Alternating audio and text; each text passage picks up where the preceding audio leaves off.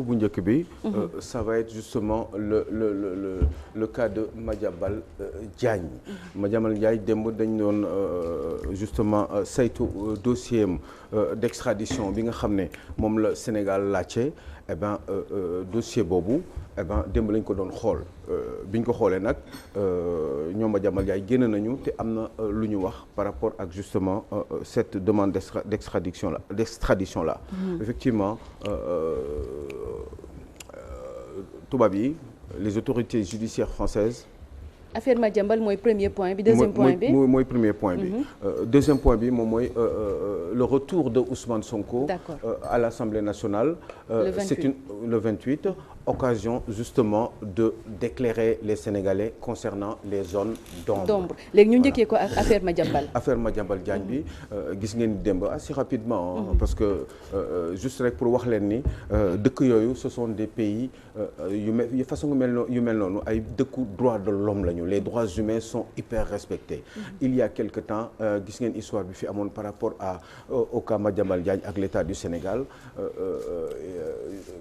À un moment donné gis ngeen coow ji fi amoon Madiambal daal bëgg dugg aéroport pour dem voyager ñu ne ko doo dem enfin ñu bàyyi ko mu jàll bi mu demee ba ci salle d'attente bi eh ben ñu ne ko finalement yow mënatoo dem Madiambal Diagne am na ay wax yu mu fi waxoon nag wax dëgg yàlla bi mu expliquer li taxoon ñu téye ko après finalement dafa trouver ay solutions pour génn Sénégal parce que sans doute dafa am loo xam ne daf ko comprendre woon selon les dires moom li mu jotoon a wax sax dafa ne mënu fa woon toogati parce que xam na gars yi lañ ko doon fexeel te buñ ko jàppee téye ko fii eh ben il ne pourra pas se défendre parce que mën nañ ko tëj ci kaso bi pendant comme ni ñuy def kaawu Farba Ngom nga xam ne dara du xew eh ben tëj la fi pendant un certain temps nga xam ne doo mën a défendre ba yoon sa bopp eh ben ba nga xam ne heure bu leen neex ñu bàyyiwaat la comme ils peuvent le faire avec les autres et puis de toute façon c'est pas que ce régime là c'est tous les régimes en général au Sénégal bu leen neex ñu bàyyi leen ba heure bu leen neex Abdou Diouf def na ko Abdoulaye Wade def na ko ñoom Idrissa Seck yow suba teel ne bàyyi nañ leen Macky Sall def na ko Karim Wade eh ben aujourd'hui c'est le gouvernement de Ousmane Sonko parce que Bassirou dans l'histoire et Bassirou Diomaye Faye dans l'histoire est totalement neutre parce que yu bari en tout cas feeñu si ñu bari Ousmane Sonko la ñuy bàyyi xel ci yenn actes yi parce que tout simplement moom mooy wax moo daan menacé au départ donc ñu bari xalaat nañ ni xëy na moom la surtout que nee na moom moo contrôler le parquet au travers via justement son ministre de la justice ou sa ministre de la justice et que ku mu wax tëj la tëjal diw daf la da nga ko war a tëj donc forcément ñëpp di njort ni xëy na li doon xaar Madiambal te ñoom Farba Ngom ak ñeneen ñi nga xam ne ñu ngi ci réew mi ci ñu téye leen ci kaso bi ci ñu doon ay pour des délits d'opinion eh bien ñoom ñëpp gis nañ li jot a xew ci réew mi ñi ñu menacé woon ñëpp en général finalement ils se sont retrouvés en prison am na ñoo xam ne bàyyi nañ leen comme ñoom ay Abdou Nguer que je salue au passage le petit frère eh ben am na ñoo xam ne ñu leen fi bàyyi ba dee léegi kaaw Madiambal bi bu ñu si dellu si waatee Madiambal dafa wut ay solution ba génn réew mi bi mu demee nag am na yu mu jot a expliquer par rapport ak justement commissaire wu aéroport bi nga xam ne moom la ñu dàq après parce que tout simplement il n'a pas assuré ou il n'a pas forcément été efficace sans doute parce que sinon danañ fa continuer di ko fa bàyyi mais en même temps aussi déggoon ngeen ni Madiambal Diagne am na lu mu waxoon ne woon na ni Ousmane Sonko moom moo woo commissaire bi nga xam ne moom moo nekk moo woo en tout cas autorité policière yi nekk foofu xaw ma ndax commissaire bi la wala déet je ne me rappelle plus exactement mais en tout cas nee na moom moo leen woo te bi mu leen wooyee daf leen ne téye leen ko yaa ngi dégg ba pare sax il a osé moom Madiambal Diagne joxe un numéro de téléphone boo xam ne Ousmane Sonko moom la woowee justement autorité policière boobu ci biir aéroport bi pour wax ko ni na nga bu ko bàyyi téye leen ko ngeen bàyyi ko mu dem alors que amul woon benn justement une convocation officielle wala une demande officielle bu war a permettre Madiambal Diagne mu génn bu empêcher Madiambal Diagne mu génn réew mi la preuve jotoon na jàll autorité police bi ak yi demee noonu ba nekkoon ci salle d'attente bi nee na nag moom Ousmane Sonko moo woote ba sax joxe numéro bi nga xam ne moom la woote ak turu ki nga xam ne ci numéro boobu la Ousmane Sonko woote ku ñuy wax Yankhoba Sonko yooyu yëpp ba tey kenn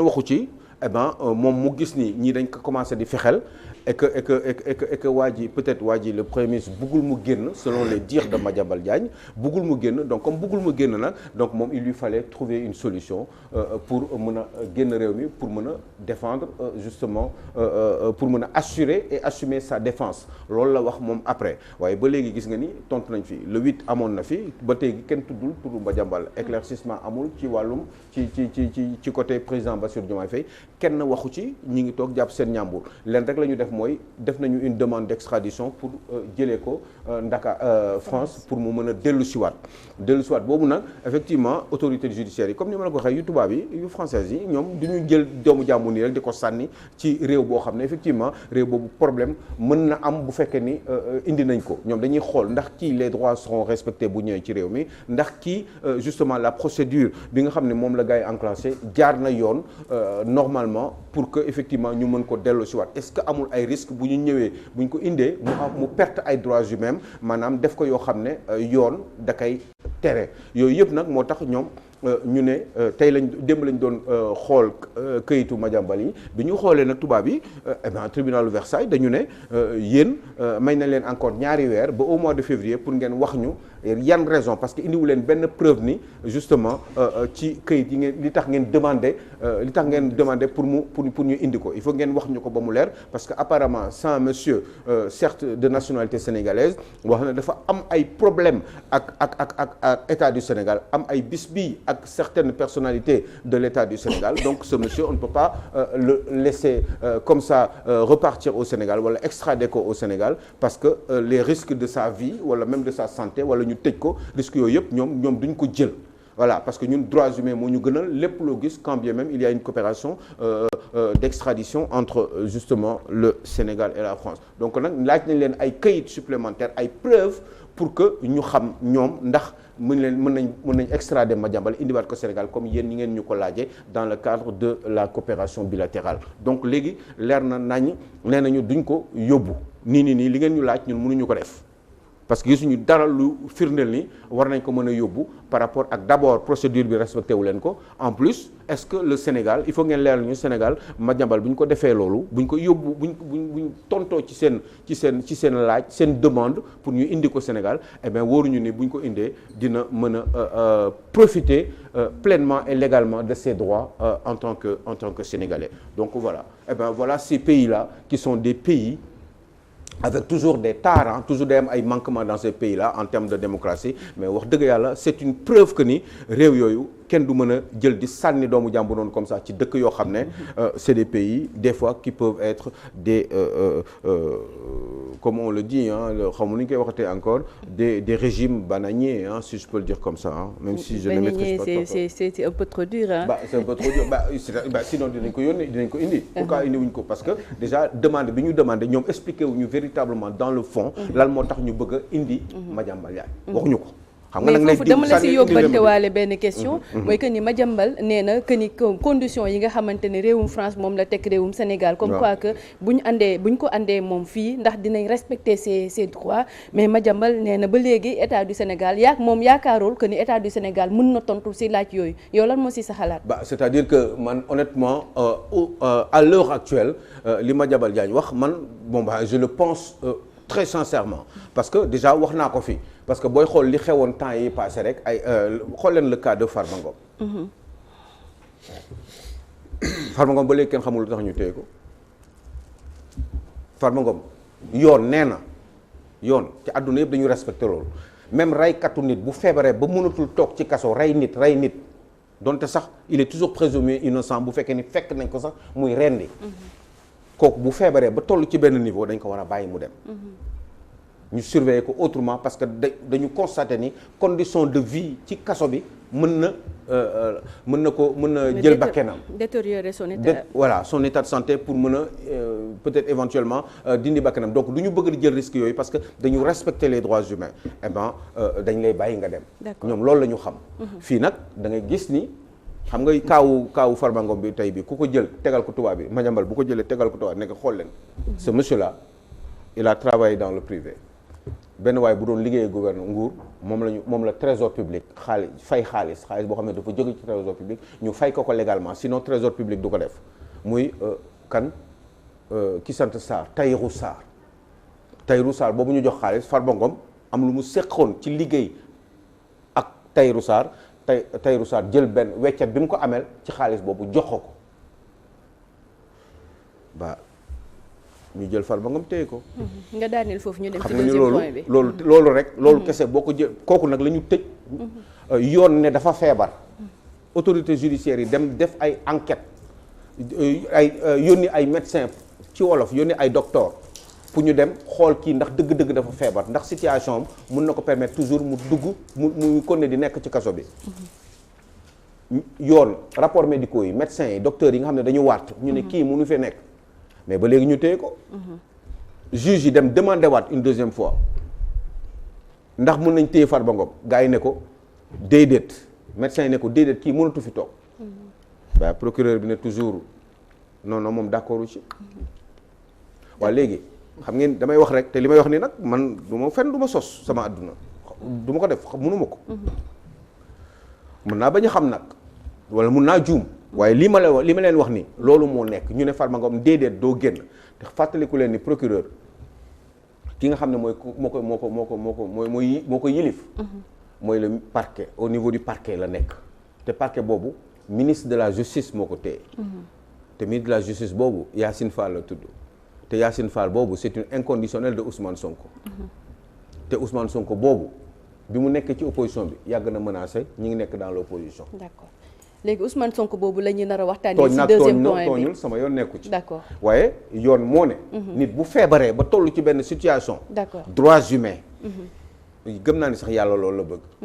parce que yërmande ndax yàlla rek a xam donc moral ak droit ñoo ànd. ndax droit ci moral la jóge waaye nga jàpp nit ki ngeen ne doo leen ko bàyyi. man Farba Ngom damay bëgg wax sénégalais yi. man Farba Ngom ci télé bi laa koy gisee nii mosuma sax seen Farba Ngom xamuma ko. waaye damay wax dëgg rek te yàlla tax ndax damay soxla des fois di nelaw tranquille. D'accord jërëjëf. alors am na ñoo xam ne nag mën nañ def lu leen neex. sos lu leen neex wax lu leen neex ba pare tëdd nelaw man Alioune Sow. d'accord léegi wala boog ma noppi. ñu dem ci deuxième point bi muy Ousmane Sonko bi nga xamante ne moom nga doon waxtaanee àjjuma incha allah yemoo ko juróom-ñetti fan ñaar fukki fan ak juróom-ñetti ci weerum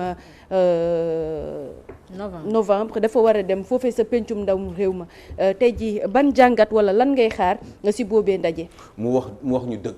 maanaam wax ñu li xew. wax assemblée nationale foofu nga xam ne c'est la représentation nationale. mu expliquer dëgg la Cheikh Tidiane parce que loolu kese mooy réew surtout que ni transparence moom la régime mu Pastef man ma mës cee ànd loolu la ñuy toujours di véhiculer wax dëgg sénégalais yi wax leen lu leer di leen tegal ay këyit du ñu am dara lu ñu leen nëbb gestion wu suñu alal bi ñu leen dénk di leen mettre ci ay situation ñoom bu baax di leen jox ay oto yu baax di leen jox ay kër yu baax fu ñuy voyager ñu fay leen yóbbu leen ci mettre leen ci ay conditions yu baax pour ñu liggéey des conditions des fois sax meilleures que réew yi nga xam ne dañu développé les pays tubaab yi ngeen di wax nii la seen dëkk yi ñun Sénégal fii suñu ministre de la République yeeg suñu directeur des sociétés nationales ñi nga xam ne ñoom ñoo nekk ci nguur gi avantage yi ñu leen di jox ñële amuñu ko may fàttaliku xaw ma ndax mos ngeen ko seetlu le premier ministre hollandais jour bi nguuram daanoo mu war a def passation de service ak ñi gagné bi mu paree ba passation de service bi muy génn vélo la jël xam nga les hollandais dañu bëgg vélo la ñibbee këram jour bi mu defee passation de service dama leen di wax rek bi mu paree ba def passation de service ba paree ba jox leen ngay kenn ki jox ko dossier yi bi muy génn moom vélo la jël dem ñibbi ba këram vélo bicyclette. xaar dama lay dëggal ci benn kii jàngal ngeen xam. xaaral affaire bi du wax ay jëf la. waaw di attends damay dëggal li mu wax. lii man maa ci teg sama bët man xaw ma woon sax. bi may dem ci Big Ben à Londres pour ñu dem visiter Big Ben. xam nga mu ngi nekk ci wetu assemblée bi. assemblée mooy horloge bu mag bi voilà horloge ba léegi bi ñu demee ba taxaw noonu di jéem a di photo wu taximan bi war ñu. ba sax mu wan ñu ba sax mu nekkee ministre la ministre bi nekk ci benn vélo di dem. kon di dem di dugg assemblée. kon jeex na xam nga loolu ngay wax. man ministre anglais ministre bi sax mu ne ma kii c'est un ministre. mu joxe vélo muy vélo di dawal. fii boo dawalul oto 150 millions ñu dugg ci 150 millions ngay dawal ñu doog la. mën naa ko gisal sama bopp. man mënoon naa la si jox fukk. waaw exemple yu mel noonu. man de loolu mën naa ko gis xam nga yow da nga kii mais mën naa ko gis. yow mais foofu dafa sori ba si Rwanda bii nii. waaw pour wax la rek nii. nii mbir mi njéegi nag ñooñu ñëpp nga jox leen loolu yëpp ci dëkk bu ndóol. wax dëgg yàlla. ndeysaan war nañu lu bon sax d'abord li ñu njëkkoon def mooy xeex ne dañuy wàññi comme dëkk bi dafa ndóol ñun ñu wàññi suñu train de vie. ni ñuy dundee ñu wàññi ko yenn avantage ñu wàññi ko parce que dañoo yërëm population bi poser ay actes yu concrets ils ne l'ont jamais fait. li régime Macky Sall doon def li ñu doon dundee façon bi ñu doon dundee moo fi nekk ba tey nit ñi kese ñoo changé. te pourtant ñi fi nekk tey ji nii te remplacer leen amul lu ñu doon woon wax pour wàññi train de vie wu état bi. ba léegi ndeysaan. mais est-ce que ñun kon Sénégal maanaam loolu noonu train de vie boobu nga xamante ni moom la nguur di def di dundee est-ce que loolu réellement au fond mën na changer est-ce que soo fekkee duggagoo nga xam da nga nekk ci biti. mën nga gis ne lii lu war a changer la lu mën a changer la nga gëm ko. comme ñun population bi dañ koy gëme nii. mais soo duggee ba ci biir. la nga fay fekk ak la ngay gis ak la ngay dégg est-ce que dana la mën a permettre nga changer loolu est-ce que di nga ko man est-ce que di nga ko sañ. est-ce que di nga ko ñeme. xam nga sama benn dëkkandoo dafa mës a wax dafa ma ne mais Alioune pourquoi ngay toog ak ñii ma ne ko mu ne mais booy yow fii Sénégal la quoi waroo toog ak ñii xam nga ñan la doon wax ñii. moom kilifa la quoi sama dëkkandoo la. parce que man damay toog ak ñoom di naan café di waxtaan naan ataaya des fois. di jël temps di dëgg leen déglu. ñooñu xam nga mooy lan mooy ñaar ñetti gardien yi nekk ci koñ bi moom mu ne man lu tax may toog ak ñooñu. parce que man moom pour moom waruma toog ak ñooñu. parce que fii Sénégal dafa am lu muy doxe nee na man kilifa laa waruma toog ak ñooñu te ñooñu may toogal noonu ñette ñi ñaar ñi ñoo ma mag. te ndeysaan ñooy gardien yi yor sa sécurité yow miy wax loolu. ñooy toog di naan ataaya. nga xam ne sa bakkan ñoom ñoo ko yor. des fois dañuy taal matt bi noonu. dañ koy teg mooy matt bi pour. di jaar waaw man nag damay toog ak ñoom foofu léegi après sama yére yi day xëy. mais grawul mais ñooñu li ñu lay jàngal ñoom li ñu xam. li ñu lay wax. billahi ñoom loolu xamu ñoom moom loolu mënu ko comprendre. xam nga gis nga nit. c'est pas parce que da nga nekk ministre de la République wala nga nekk DG que da nga war a changer wala sa oto dafa war a nekk vitre teintée. parce que loolu liggéey kese la pour man da ngay dem liggéey nga wàcc nga pare ci. c'est un choix qui a été fait. gis nga ce pays là ñun il faut ñu changer suñu jikko yi dañuy wax rek ñun dañuy wax waxu démocratie ak yenn jikko yu baax yi dañ koy wax di ko revendiquer mais ñun duñ ko jëfee. jikko rek moo ñu téye buñ ko doon jëfee. tey jii nii du ñu ne dëkk bi dafa nekk dëkk bu ndóol. dëkk bu ndóol ñuy dawal ay oto 150 millions. nga gis ay ministre di ranger seeni kër yi ay 4x4 yoo xam ne c'est même pas la peine. nga xam ne ministre day ñëw bu bees fekk meuble ci biir bureau yi mu jël meuble yooyu yëpp sànni ko état bi jox ko ay meuble yu bees ci sa tur yow parce que sa xaalis lañ koy jëndee. yooyu fa ay xeetu jikko la yoo xam ne tey jii nii un premier ministre de la République bu war a dem Assemblée nationale war nañu mën a expliquer tey jii nii xam nga tey déjà bi muy dem kenn xamul fan la dem El Malick nee na. Abu Dhabi. moom dafa dem wuti xaalis. le directeur du port nee na moom dafa dem umra ji kon tàgguwu leen kon ñun est-ce que war nañ nekk ci réew boo xam ne suñu premier ministre day génn te ñun xamuñu fi mu jëm est-ce que war nañ nekk ci réew boo xam ne président de la République dafa war a dem suba bitim réew mu bokk ci calendrier républicain bi ñu sóoraale ko foofu ay sommet Afrique Europe ñëpp war faa dem tey président bi war a dem suba tey premier ministre bi génn réew mi dem te kenn xamul fu mu dem te moom premier ministre boobu ci boppam moom moo doon wax ni moom premier ministre bi dafa aajoowul ñun suñu réew yi premier ministre ak président de la république di génn bitim réew te kenn desu fi ñoom ñaar moom moo doon wax loolu waaye bi mu nekkee ci nguur gi moom defee na neneen mais damay wax rek man du ma sos dama leen di wax quoi pour ngeen comprendre ñii nan la ñuy fonctionner moo tax man mënuma jëflanteeg ñoom parce que seen i jikko neexuma parce que dañuy wax te duñu def ndaxte li ñuy wax des fois mun nañ la wax jëmee nañu teg alxuraan waat ni loolu mooy dëgg si ñoom te pourtant bu ñu ñëwee ci nguur du ñu defee noonu man loolu mënuma ko comprendre ci nit li ngay wax nii moom la Mbaye Babacar di wax daf may est-ce que fàttali ñi nekkoon benn defal laaj bu ñu laajoon dégg naa le président Lamine Gueye dañ ko naan kan moo baax ci réew mi mu ne ku faloogul. voilà bravo Mamadou Dia. meilleure réponse. Mamadou Dia. Mamadou Dia. nitam. collaborateur am jege ko lool. ñëw na di jàmbat ci jabaru Mamadou Dia naan ko yéen seen ab meuble yi nii président boobu premier ministre ñi ngi ko doon woowe président du conseil. ñu ne ko yow kii nii yii nii am na droit changer ko. mu ne ko sama jëkkër ji de nee na mooy Mamadou Dia. nee na de moom lii nii moom baax na nii. waa ji teg deal si je peux le dire comme ça. ak jabar ji. dem indil ko li nga xam ne moom de droit la ko am moom président du conseil. oui mais amul dégg naa dafa jour boobu tuuti mu toj kër gi. bâtiment bi ñu ko tabaxal këram. mais dafa ne da ko remboursé balaa muy génn foofu na ko préciser que ba matériel yi nga xamante ne andil na ko yi Aliou Sow di wax noonu. da koo fay ci xaalisam. soo demee xombal waaw jéem a gàttal rek comme dama bëggoon expliquer assemblée. dama bañoon mu tëb ko voilà tu as bien fait de le. soo demee xombal. waaw ci këram ñaari bâtiment ñoo fa nekk. waaw ancien bâtiment bi nga xam ne ay seng la. man dem naa fa def reportage. waaw nga xam ne fa la juddu. waaw ak bâtiment bi nga xamante ni waa HLM da xawma daal yu mel noonu ñoo ko tabaxal. te biñ ko koy tabaxal dafa voyagé mais bi ñëw dëkku ci noonu ba keroog muy bàyyi bâtiment baa nga fa ba léegi bees. tey ji nii assemblée nationale bëgg naa ñu wax ma tey.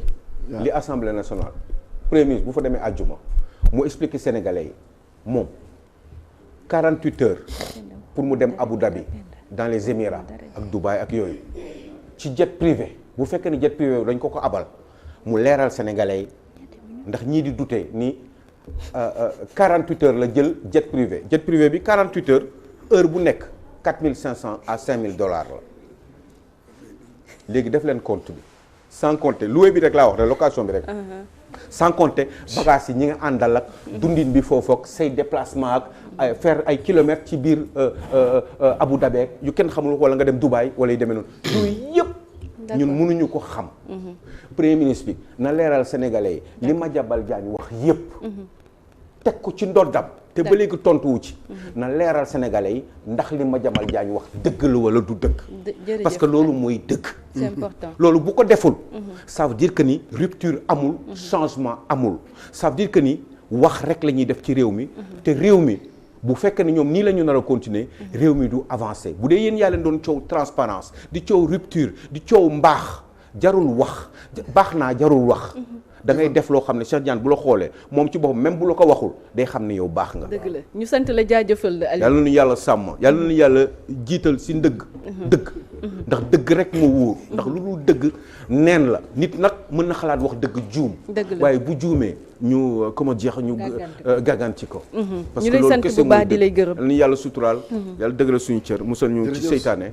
ak jërëjëf Sow pour la ardo borom nag ak sama xarit sama géer ak pexeem noonu yàlla faj aajo yi suturaal ñu musal ñu ci pexeem noonu yàlla dimbali ñu.